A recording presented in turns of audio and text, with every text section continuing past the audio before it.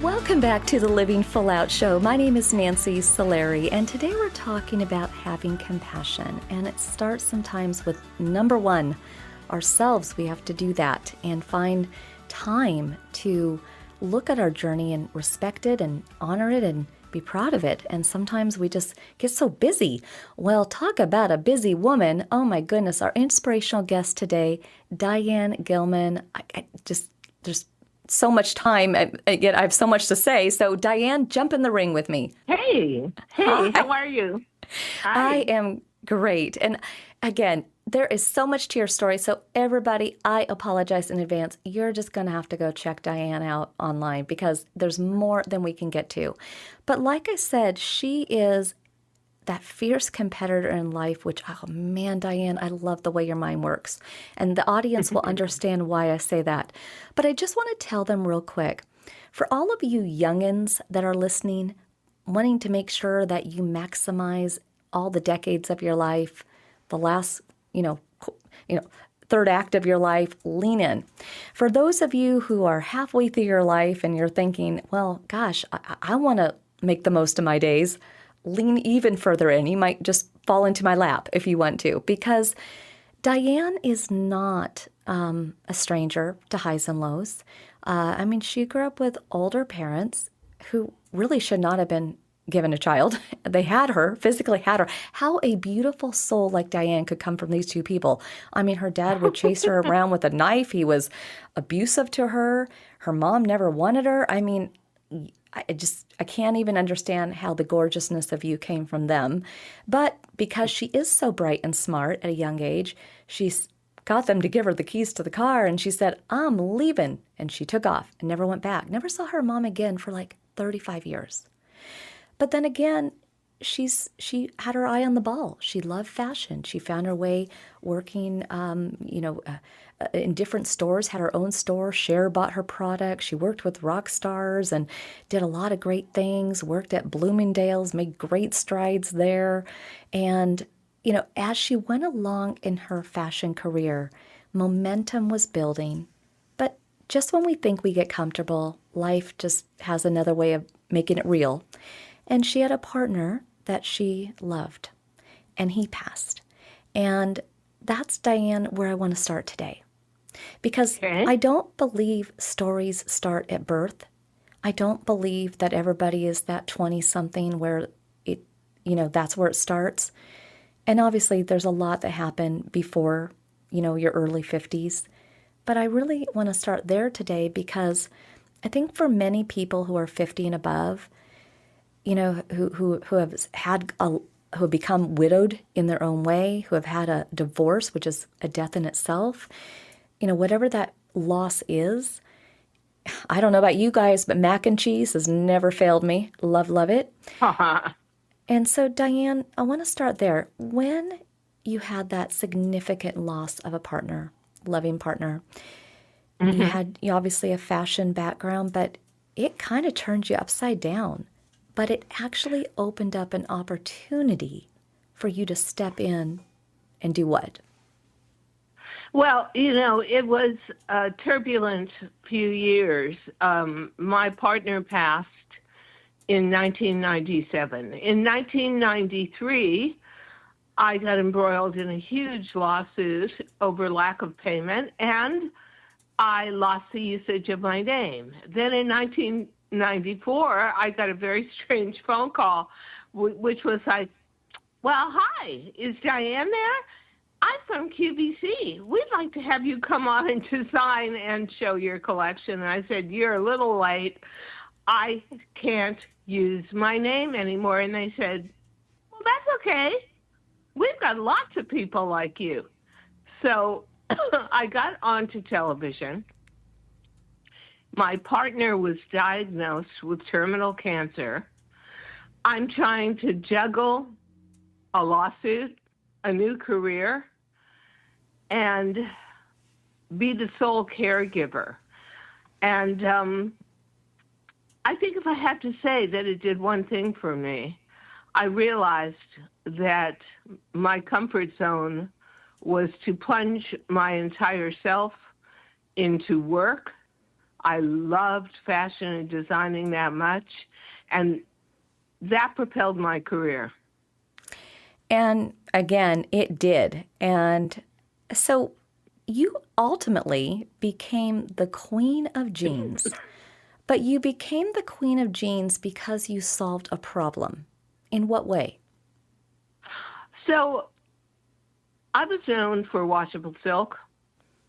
I translated that to polyester because that was affordable for television. And I did it for years, and it sold, but it wasn't me. It wasn't something I wanted to wear all the time. What I wanted to do was go back to rock and roll days and wear jeans, which I had slashed and jeweled and hand painted and patched and torn for many rock and roll stars. One day, I just said, you know what? I'm sick of this middle-aged body of mine, and I can't get rid of it. So if I'm going to wear jeans, I'll just take my measurements and make a jean for my middle-aged, pudgy around the middle body. It was so amazing to me to be back in jeans. I felt 20 years younger, 20 IQ points smarter, 100% more energy, that I thought, you know what? If I feel this good in these, millions of women would. And then I set about convincing somebody to back me in financially in making a middle-aged jean, and it wasn't easy. Nobody understood my concept, but I believed in it so much that I finally got it on the road and on track. Well, and I think sometimes, well, oftentimes, majority of the times, we have to be that fighter in the ring. We have to believe. We have to make them see it. And I'm with you because I feel like, it's funny how like people will say, oh my gosh, you're so successful, but they don't see the decades of the buildup. You know what I mean? Yeah. I mean, Yeah. there's not enough, wine, apple juice, whatever you want to have, right? There's not enough of whatever makes us feel good to get through those long decades. But the thing is, everybody, I want you to stay with us because Diane, for all intents purposes, had it all going on. She was back on track. She was the queen of jeans. But again, don't get too comfortable in life, right? Because that's Right. when more things happen. And I think the more we can stay in our tippy toes, the more we can keep those palms sweaty, those butterflies going, the more you will be ready for those life moments. But again, and Diane will share, stress does come at a cost. So we're going to be coming right back after this break, but I want everybody to listen in this next segment for how Diane had to find compassion within herself, how she used that to even see other people's lives with more empathy. That is the secret sauce to living full out. Thank you again for joining us today. I am Nancy Solari, and this is the Living Full Out Show. We're talking about having compassion and continuing our interview with the dynamic, inspirational guest today, Diane Gilman. So, Diane, welcome back to the show. Thank you. So we were talking about how life likes to take us and flip us upside down, right? And, shake us upside down and all the coins come out of our pockets, literally. Yeah. Diane, there was a day. Now, you would think by the time somebody gets to their 70s, they can just take a cruise in life and just, go off into the sunset. But Diane, 72 was quite a year for you. You got diagnosed with what? So 2017, I've been the queen of jeans for 12 years, from the day I was 60 to 72.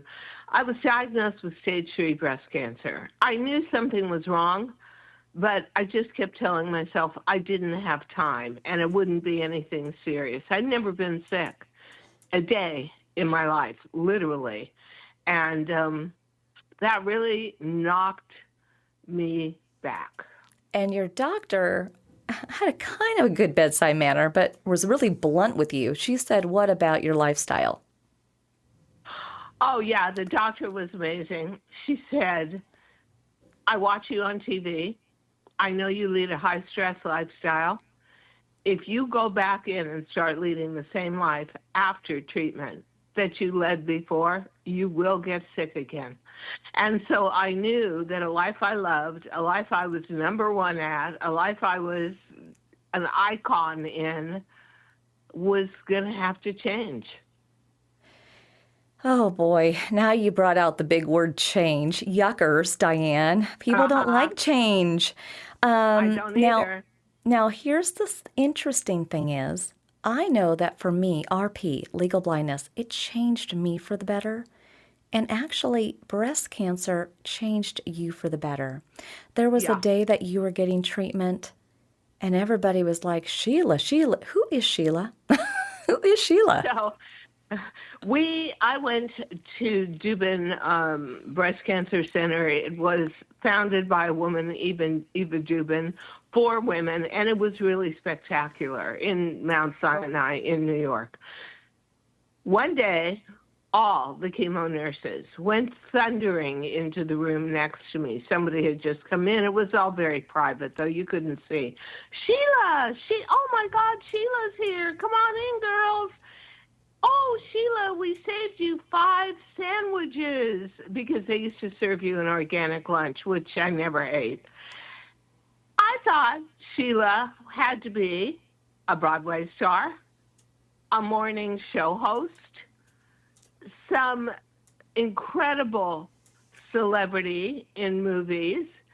And when I asked, the nurse looked at me like I was out of my mind, because that was the world I lived in. If you were a celebrity, the bigger the celebrity, the more you were treated that way. And she said, no, Diane, that woman is homeless, battered wife, life endangered, living in a shelter with her daughter, hiding from her husband. And the food is so bad in the shelter, these sandwiches will be her only meal, one a day for 5 days. I burst out crying because I realized cancer is the great leveler. It doesn't care if you're wealthy. It doesn't care if you're living in a Fifth Avenue penthouse or a shelter. It is an equal opportunity destroyer. And that was the beginning of really working on what my legacy should be, which was giving back, kindness, compassion, generosity, understanding. It was about forming. Cancer was about stopping where I was and simply switching to a new, better self direction. You know, it kind of makes me sad, and it kind of makes me happy at the same time hearing that story, Mm-hmm. because what an important lesson to get in this stage of your life. And, you know, your career has come with some deceitful moments on behalf of others, obviously lawsuits and this and that and everything else. And Yep. you know, you had to step away when you were having cancer. You know, you had to go back to TV. You eventually, Joe, retired though at 78. But when you retired, like, does Diane Gilman retire? And what does a retirement look like? You know, I couldn't retire, and I knew that. It was very obvious to me that I have got to live a purpose-driven life. So I asked myself, what can I do? If I'm not going to do fashion anymore, what could I do? And I realized that I developed a secondary talent of communicating across a camera and a microphone for 30 years on TV. Podcasting. I do podcasting. And because I wrote my own scripts, I decided to write a second and a third book.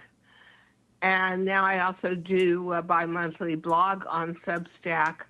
I used my talents, but in a less pressurized, more personalized way. So I've still got purpose. I've still got structure. I've still got satisfaction. I hope I'm helping women my age. Oh, Because Diane, you don't that, have to say, I hope I'm helping. I mean, what you're doing is awesome. But I do want to kind of, as we end today's show, I want to make sure, though, that, we hit on a topic, which, again, this is why I want the youngins and the folks midway life to lean in, because it can be hard on our hearts to see things fade away. You were queen of jeans. TV was your element, and that's fading away a little. And you're starting to see fabrics, literally, of your life age out. That's got yeah, to be strange. it is so strange. I cannot even begin to tell you. But I could see that. I predicted it about 3 years before I retired. I knew it was coming, and being forewarned in a way is being forearmed. However, at 80 years old, you kind of think there's no more new surprises. You've seen everything. You've done everything. Not in the world today. It just moves too quickly. So I'm sure there'll be a second act after podcasting. What it is, not sure. Because you've lived such a twisty life, and you've really warriored through so much and celebrated the wins. But what would you say, if you could, is your number one do-over? Oh, I don't think I think that way. I have no regrets. I don't ever think to myself, if only, if I could have. Some of my greatest triumphs have come from some of my worst judgments and mistakes. So I let it happen the way it's going to happen. I mean, seriously, for someone as hard driving as me, I have to say that in essence, I go with the flow.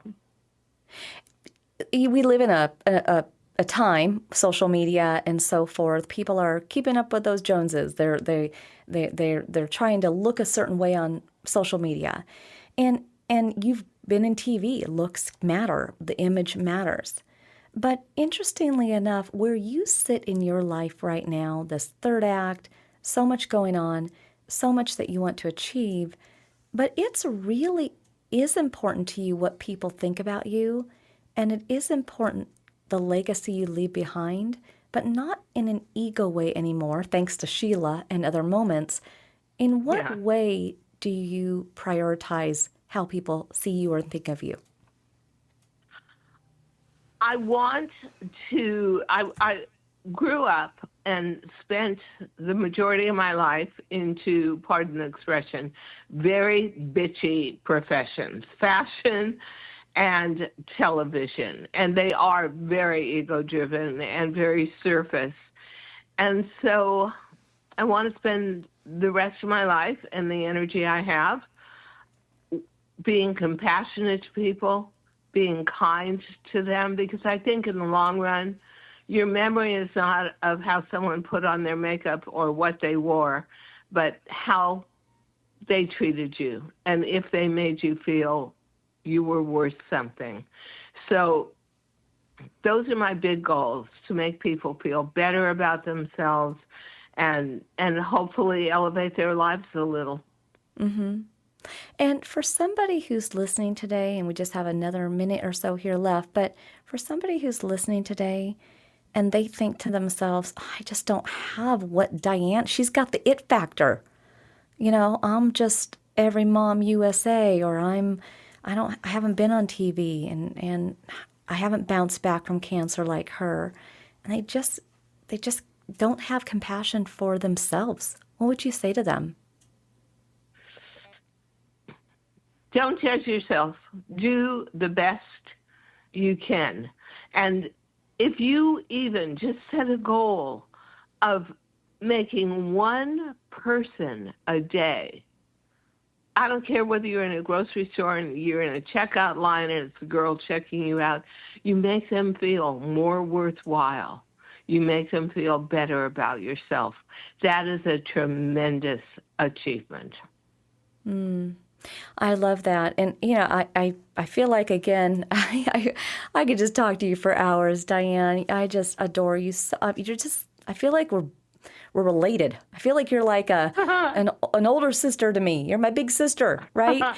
And so thank you for being on the show today and showing us how you've come full circle in having compassion for yourself and others. I just don't think you can ask for more. You did it great. You pretty much have won the game of life, my friend.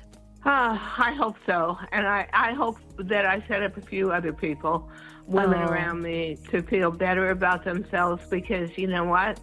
Aging isn't easy. No. Nancy, now you brought up the big aging word, change and aging. Dun, dun, dun, dun. Diane, again, you're the best. Thank you for being on. And for everybody else, we're going to be coming right back after this break. Stay with us.